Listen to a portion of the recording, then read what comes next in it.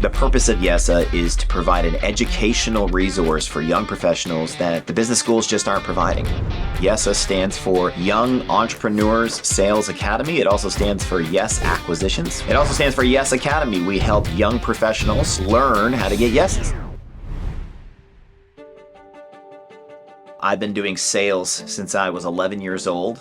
I started in door-to-door competitively when I was 19, and I found that this path of door-to-door was a great development tool for myself. I was competing in door-to-door sales competitions nationally at the age of 19, and at the age of 21, in Canada's largest door-to-door company at the time, I was ranking third nationally across that business. From this study path, I quickly advanced through that door-to-door company, through that outbound sales business. I started as a sales rep, became a sales manager, became an executive, and they actually gave me the position of turning around broken sales location. And that was at the age of 22, 23. I was leading groups of, 40, 50, 60 people.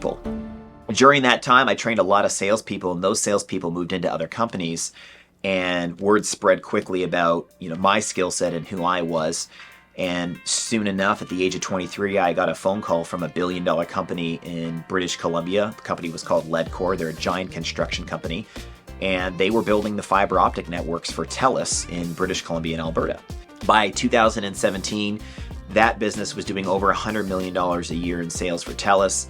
We had 250 sales reps. It was a booming and well-oiled machine. And I decided that this was now the time for me to transition out and start my own company. I flew down to Miami. I met with Grant Cardone, who is a business tycoon. Totally bombed the meeting. First time I met him, I totally screwed up and embarrassed myself. And luckily enough, his president and right hand, Jared Gallant, gave me a second opportunity to meet with Grant, and they gave me the exclusive franchise rights for Grant Cardone Canada. And I bought that franchise and opened that business, which now brings us back to the condo.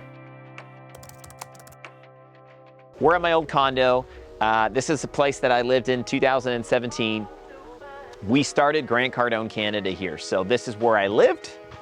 And this is where we operated the business. This was both my condo and my office. On day one of us starting and incorporating our new business, my business partner at the time decided to back out of the opportunity and go back to Ledcor. And with him, he took half of our capital. We moved out of the condo within about 4 months into this tiny little box office. It was a little shared rental space. Within a year, we had enough money to have our own custom office built in British Columbia. Moved into that office with no furniture or anything, and we kept making the phone calls. We grew the team. Then I decided, you know what, we need to think bigger with this business and this opportunity. And we ended up partnering with a door-to-door company out here. So I said, let me look at your business. So I went in as a consultant to look at this door-to-door team, and it was a complete disaster. So I said, hey, listen, I can't refund you on this training contract, but what I can do is to let me put my own leader in place. So we got a project in Hamilton, Ontario to run a door-to-door team. And that's really where Yesa Ontario began. At the end of year 2, I just started getting sick. I was in the hospital and they diagnosed me with Crohn's disease and a severe ulcerative colitis, possibly Crohn's, based on how much weight I was losing. And I ended up being in the hospital for 10 days. Well, I'm obviously a stubborn European guy, and that was against my core beliefs in the sense of I believe that every problem has a solution. I had checked myself out of the hospital after about 10 days because I wasn't getting any better, and I got off the medication, and I was on this plant-based diet for a while, and anytime I tried to stray from that diet, though, I would relapse. I'm like, okay, well, this is not a cure. So I continued on that field of study. By the way, at the same time, my business is still running. So my team, luckily, our sales training worked because they were studying the sales training for those 2 years. Then when the torch got passed to them, the leader and the closer was no longer around, they continued to sell. And the sales didn't fall off. We were still maintaining $300,000, $400,000, $500,000 a month in sales. So that allowed me to take some time to recover. And I was off for about 3.5, 4 months. And I ended up researching stem cell therapy, get stem cells in Panama in the fall of 2019. And boom, it was a shot in the arm and I go back to work full time.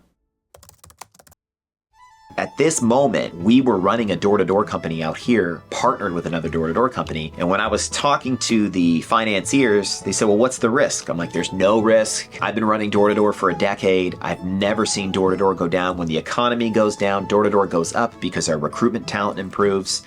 I've never seen door-to-door go down. And in March 2020, this little thing, this little flu ends up, rearing its head, and we get shut down.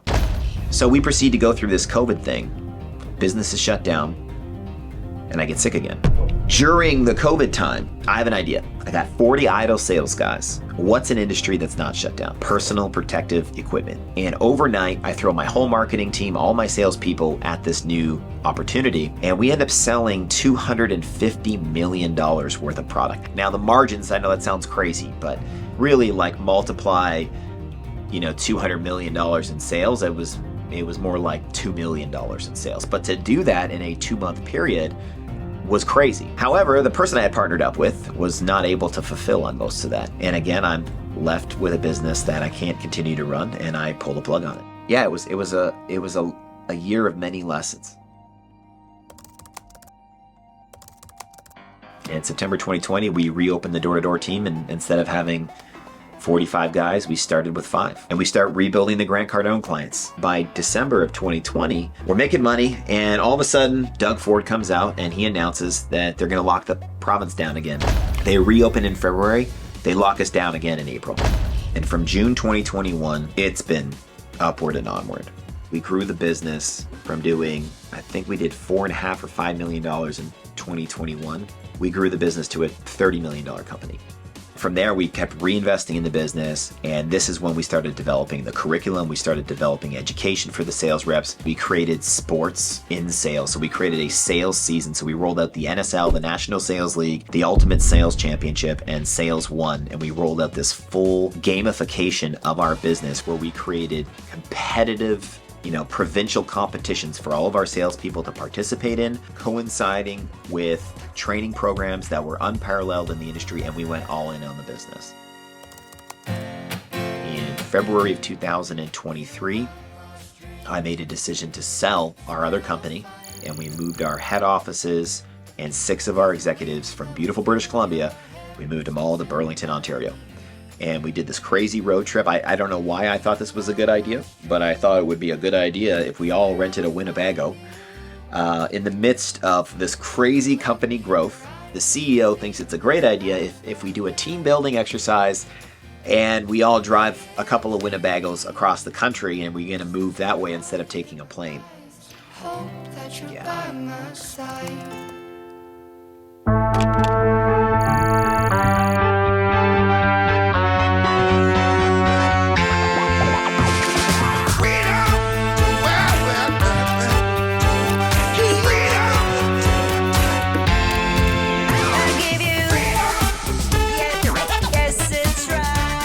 That's the history of Yesa. So we have this crazy company. We started it from a cold calling sales training business from a tiny little condo. We've grown to 130 staff. We've now developed the only sales curriculum with a real world sales placement and a graduation process.